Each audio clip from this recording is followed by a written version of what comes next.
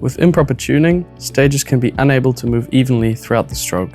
In this example, the stage slows down in the middle of the movement.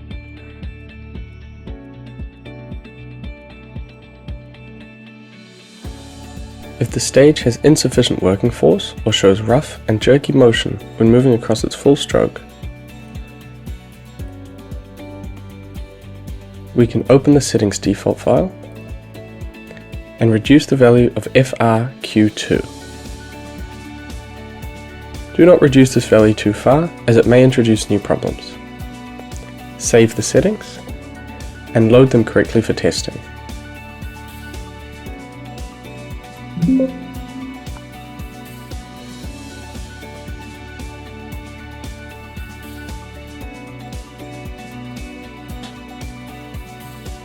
If everything is correct, save the settings to the controller by pressing Settings, Save on Driver. With corrective tuning, the stage can now move uniformly.